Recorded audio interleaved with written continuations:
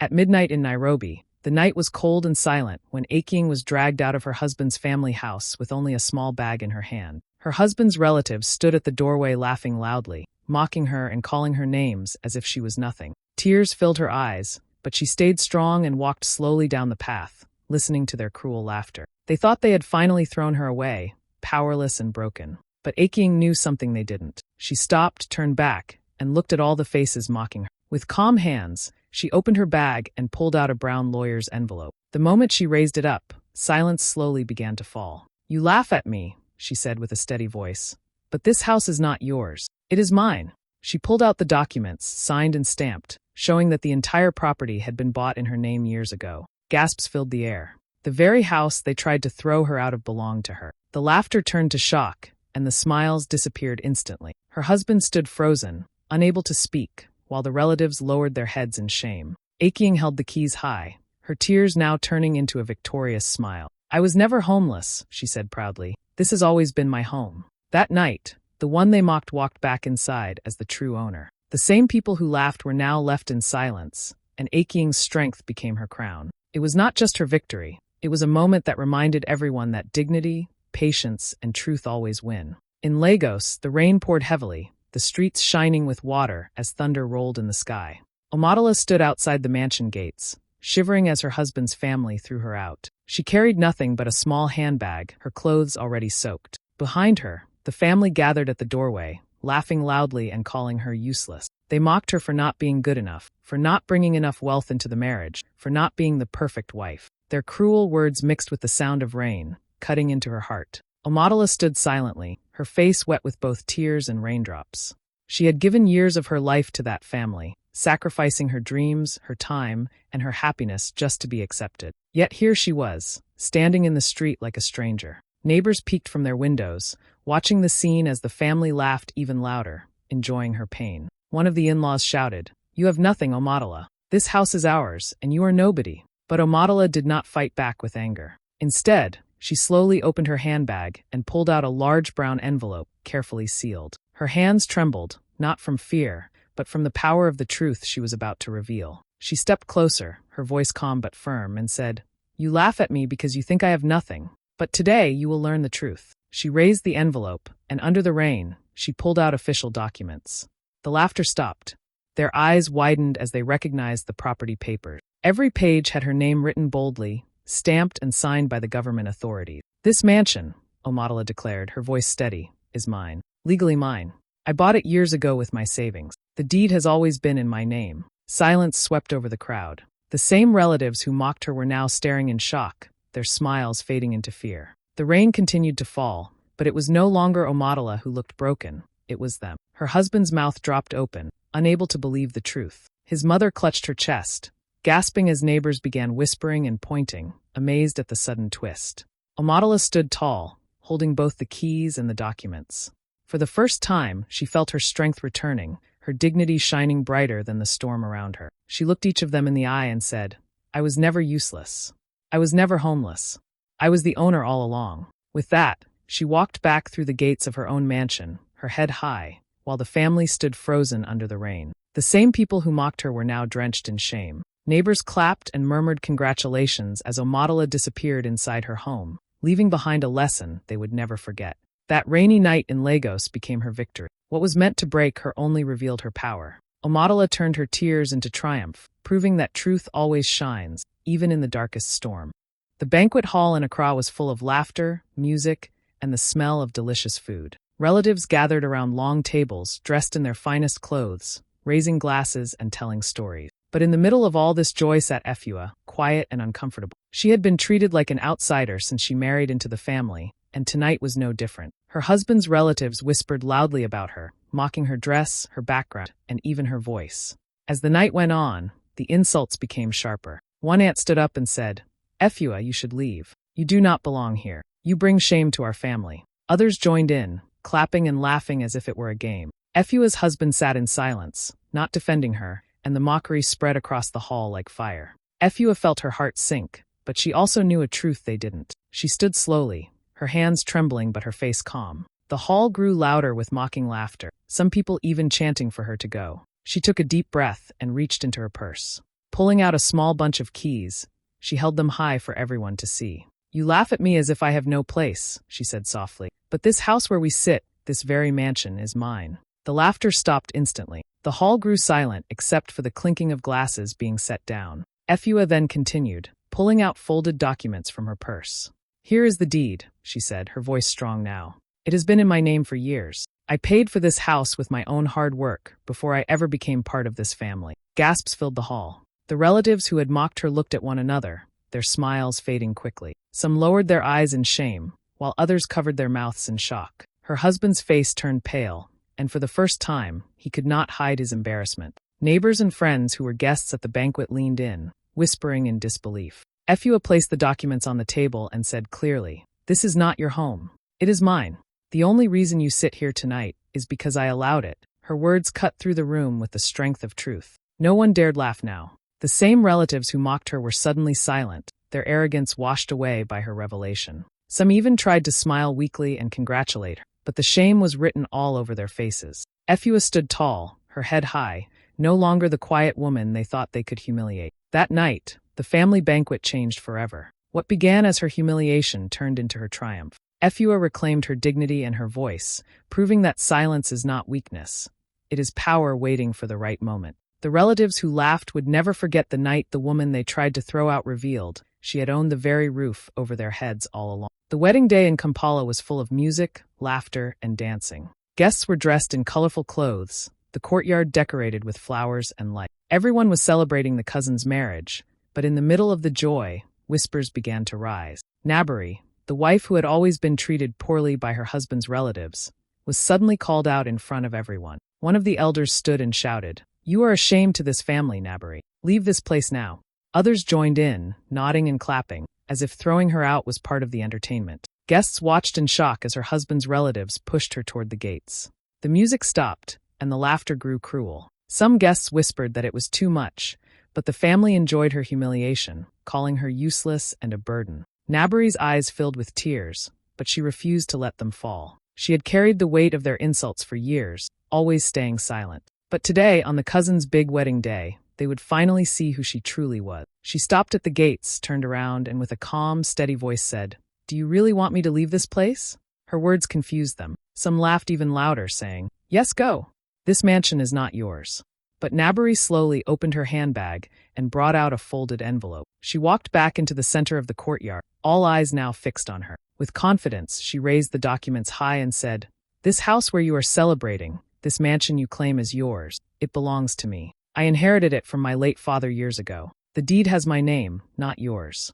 A heavy silence fell. The music stopped completely, and the guests gasped in shock. The relatives who mocked her stood frozen, their proud smiles fading instantly. The groom's mother dropped her drink, staring at the papers in disbelief. Nabari's husband opened his mouth to argue, but no words came out. Everyone knew the truth could not be denied. Her name was written clearly on the official documents.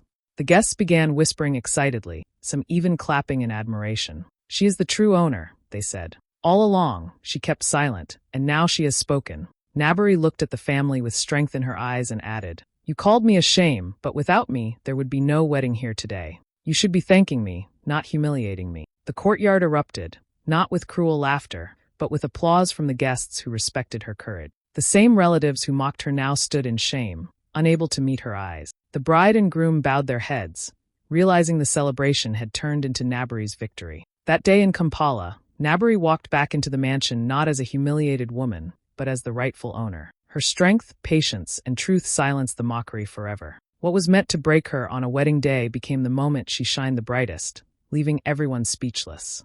The sun was hot in Lusaka, and the marketplace was crowded with people bargaining, laughing, and calling out prices. In the middle of the busy street, Mwape stood frozen as her husband shouted at her for everyone to hear. His voice was loud, cruel, and meant to shame her. "You have no place in my home," he yelled, pointing his finger at her. "You are nothing. Go away from my life." Shoppers stopped what they were doing. Vendors leaned over their stalls, curious to see the drama unfold. Some laughed, some whispered, and others clapped their hands in mockery. "Look at her," one woman said, shaking her head. "Her own husband is throwing her out." The crowd grew larger, enjoying the humiliation as if it were a show. Mwape felt her heart pounding, but she did not let the tears fall. For years, she had lived quietly, supporting her husband in silence while he took her for granted. He thought he was embarrassing her in public, but he did not know the truth she carried. She took a deep breath, straightened her back, and spoke clearly. "Is that so? You say I have no place." Her husband laughed bitterly, turning to the crowd. "Yes, she has nothing. Not even a roof to sleep under without me." The crowd laughed with him, but Mwape only reached into her handbag. She pulled out a large brown envelope, the kind that held important papers. The noise of the market suddenly dropped as people leaned in closer, curious about what she was about to reveal. With steady hands, she opened the envelope and pulled out official documents stamped and signed. "Listen carefully," she said, raising her voice just enough for the marketplace to hear. "This entire block of property, the stalls, the shops, even the house where you live, belongs to me. I bought it with my own money before I ever met you. Here are the deeds, all in my name." The marketplace erupted in gasps.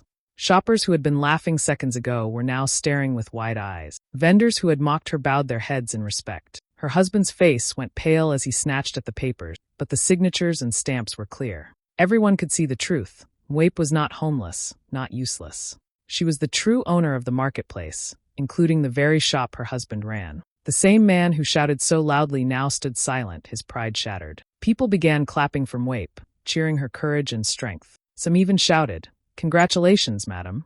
This is your victory." Others laughed at her husband, saying, "How can you throw out the woman who owns your roof?" Mwape held her head high, slipping the documents back into the envelope. She looked at her husband one last time and said, "You tried to shame me, but today you only shamed yourself. I was never beneath you. You were always living under my name." With that, she walked through the market with dignity, the crowd parting in respect. What began as her humiliation became her moment of triumph. That day in Lusaka, Mwape turned public mockery into the greatest victory of her life, proving that truth always wins, even in the busiest street. The courtroom in Kigali was full that morning. Relatives, neighbors, and curious onlookers had come to watch the case.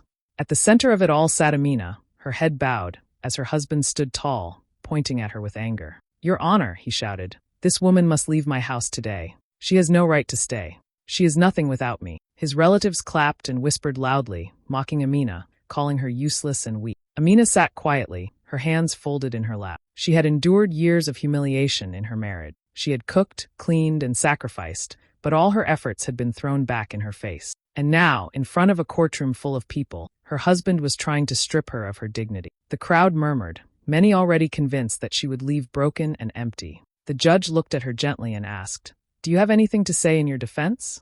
Amina raised her head slowly. Her eyes were no longer filled with sadness. They carried strength. She nodded to her lawyer, who immediately stood and opened a black folder. The room grew quiet as he pulled out several official documents.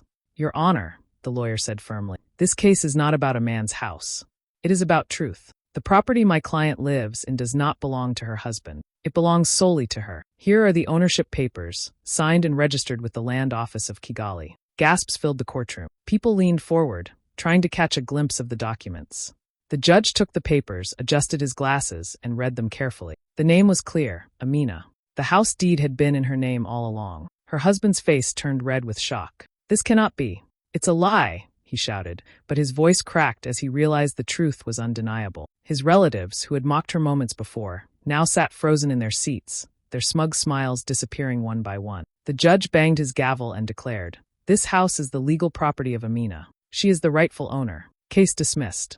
The room erupted, not with laughter at Amina, but with cheers and murmurs of admiration. People clapped, congratulating her for her patience and strength. Amina stood tall, her heart finally free. She turned to face her husband and said calmly, "You tried to take everything from me, but the truth has always been on my side. This was never your house, it was mine." Her voice carried across the courtroom, and the same people who had doubted her now looked at her with respect. Her husband lowered his head in shame, unable to meet her eyes. The relatives who mocked her only minutes ago were now silent, wishing they had never spoken. Amina walked out of the courtroom with her lawyer by her side, holding her documents proudly. That day in Kigali, she walked out not as a broken wife, but as a victorious woman. The courtroom that was meant to crush her dignity became the place where her truth shined the brightest.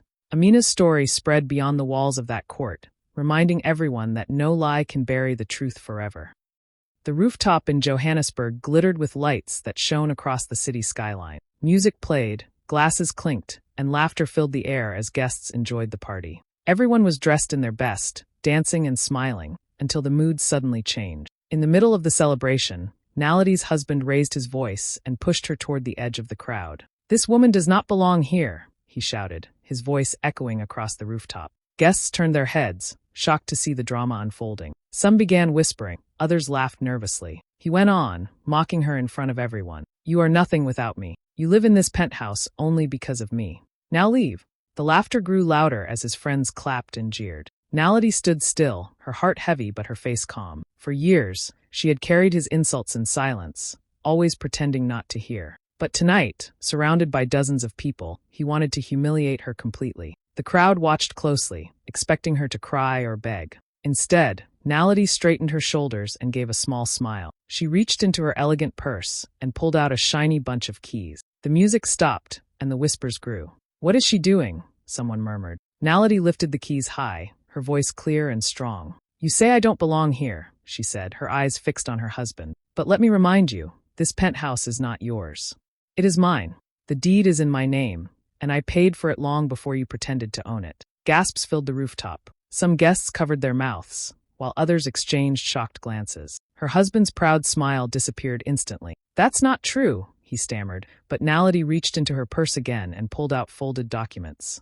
She opened them carefully under the bright rooftop lights, revealing the stamped and signed property deed with her name written clearly. Silence fell. Everyone leaned closer, and it was impossible to deny the truth. Nality's name was on the papers. She was the rightful owner of the penthouse.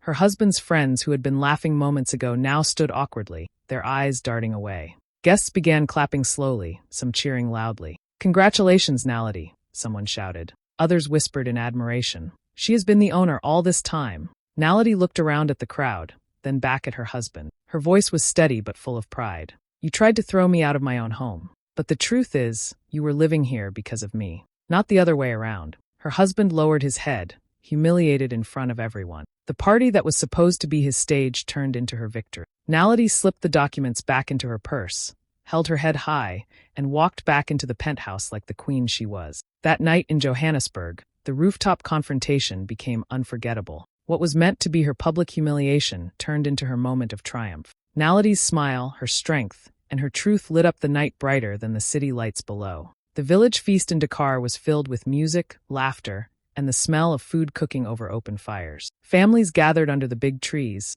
children ran around playing, and elders sat on mats telling stories. But in the middle of the celebration, the joyful mood shifted. Aissatou, who had always been looked down upon by her husband's relatives, was suddenly called out in front of everyone. "You don't belong here, Aissatou," one of the uncles shouted. "Pack your things and leave this compound. You are nothing but a burden." His words were sharp, and soon others joined in, clapping and laughing at her. Women whispered loudly, mocking her clothes and her silence, while young men jeered, enjoying her humiliation as if it were entertainment. Aissatou stood still, her hands trembling slightly, but her face calm. She had lived in this compound for years, serving the family with respect, raising children, and sacrificing her own dreams. Yet, all they gave her in return was mockery and insults. Tonight, in front of the entire village, they wanted to break her spirit. Villagers laughed even louder when one of the relatives dragged a small bag and threw it at her feet, saying, "Take your things and go. This home is not yours." People clapped as if it were a drama being acted out for them. Tears filled Aisatou's eyes, but instead of turning away, she slowly reached into her wrapper and pulled out a folded envelope. The laughter quieted a little as she held it up. With a steady voice, she said, "You all speak as if I am nothing here, but you forget one thing. This compound does not belong to you." Confusion spread through the crowd. Some laughed again, thinking she was bluffing, but Aissatou carefully unfolded the papers and held them high. "This," she continued firmly, "is the will of my late father. Before he died, he left this entire compound in my name. The land, the houses, everything you sit and eat on tonight belongs to me. Here are his signed documents." Gasps swept across the gathering. People leaned in to look. The signature and stamp were clear. It was true. Aissatou was the rightful owner of the compound. The relatives who mocked her seconds ago stood frozen, their laughter turning into silence. One by one, their proud faces dropped in shame. The villagers began whispering loudly. Some clapped their hands in admiration. Others nodded in respect, saying, "She has been the owner all along." The same crowd that mocked her now praised her courage. Children stopped playing and ran closer to see, while elders nodded with approval. Aissatou wiped her tears and stood tall. "You wanted to throw me out of my own inheritance," she said with strength in her voice. "But today the truth has spoken. I was never a stranger here. This is my home. The relatives lowered their heads, too ashamed to answer. The feast that was meant to humiliate her had turned into her day of triumph. That night in Dakar, Aissatou reclaimed her dignity in front of everyone. The will of her father became her shield, and the woman they mocked walked back into the compound as the true owner, while the rest were left in silence. The Grand Hotel in Addis Ababa sparkled with lights that night. Guests moved in and out of the lobby, the sound of music and laughter spilling from the lounge. But upstairs, in one of the suites, a very different scene was unfolding. Mek stood by the door, her husband shouting at her so loudly that guests in the corridor stopped to listen. "You are nothing," he yelled, pointing his finger in her face. "Get out of this suite. You don't belong here. Without me, you would have no roof over your head." His words dripped with pride and cruelty. Guests passing by paused to watch, some whispering, some even laughing at Mek's. Her husband's voice grew louder, meant for everyone to hear. "This hotel is far too good for someone like you. Pack your things and leave." Mek's eyes filled with tears, but she kept her voice calm. She had endured years of his insults, always choosing silence. But tonight, in front of strangers and her husband's mocking smile, she decided enough was enough. As he pushed her toward the hallway, guests gathered, shaking their heads at what they thought was her humiliation. Just then, the hotel manager hurried up the stairs, alerted by the noise. "Sir, madam, please," he said politely. "You cannot disturb the peace of other guests like this." Mek's husband turned to him angrily and shouted, "Throw her out. She has no right to stay in this hotel." The crowd chuckled, expecting the manager to agree. But Mek's did not flinch. Instead, she reached into her handbag and pulled out a sleek leather folder. Her voice was steady as she said, "Are you sure I don't belong here?" Slowly, she opened the folder and pulled out thick papers with government seals. "Manager," she said, turning to him, "please confirm these documents." The manager's eyes widened as he read the papers carefully. The room fell silent. He adjusted his glasses and looked back at the crowd. "These documents," he said slowly, "they prove that Madame Mek's is the legal owner of this hotel. The entire property is in her name." Gasps spread through the corridor. Guests who had laughed seconds earlier now covered their mouths in shock. Mek's husband staggered back, his face pale, his voice lost. That can't be true," he whispered, but the documents were undeniable. Her name was written boldly across the deed. Whispers turned into applause as guests congratulated Mek's. "She is the owner," someone said proudly. "Imagine being thrown out of your own hotel." The humiliation that was meant for her had turned into her husband's downfall. Mek stood tall, slipping the papers back into the folder. She looked her husband in the eye and said, "You tried to disgrace me in front of strangers. But the truth is, you were living here because of me. This hotel has always been mine." Her husband lowered his head in shame, too humiliated to speak. The manager bowed respectfully to Mek's, inviting her to return inside. Guests clapped as she walked back into the suite with dignity, her tears now replaced by a proud smile. That night in Addis Ababa, the scandal turned into her triumph. What began as mockery ended with silence and admiration. Mek's was no longer seen as a victim. She was celebrated as the woman who owned it all. The waves of the Indian Ocean crashed gently against the shore in Mombasa as laughter echoed inside the grand seaside home. But the laughter was not joyful. It was cruel. Halima stood outside the front door with her small bag, her husband and his relatives mocking her loudly. "You are nothing but a beggar," one aunt sneered. "Without us, you are homeless." The others clapped and laughed, enjoying her pain. Halima's eyes glistened, but she did not cry. She had lived in silence for too long, enduring insult after insult. Tonight, they thought they had finally thrown her away for good. But they did not know her secret. She walked back into the house calmly, her steps firm, while everyone watched in confusion. She went straight to the study room and pulled open a hidden drawer in the wooden desk. Gasps filled the air as she took out a large brown envelope. With steady hands, she opened it and revealed the original property deed. Her name, Halima, was written clearly in bold letters as the legal owner of the mansion. The room fell silent. The same people who mocked her froze where they stood, their proud faces turning pale. Her husband's smile disappeared instantly, and the relatives who called her homeless lowered their eyes in shame. Halima held the deed high and said, "This house has always been mine. You tried to throw me out of my own home." The laughter was gone. Only silence remained. That night, the seaside mansion in Mombasa was no longer a place of her humiliation, but her victory. Halima stood tall, not as a guest, not as a beggar, but as the true owner.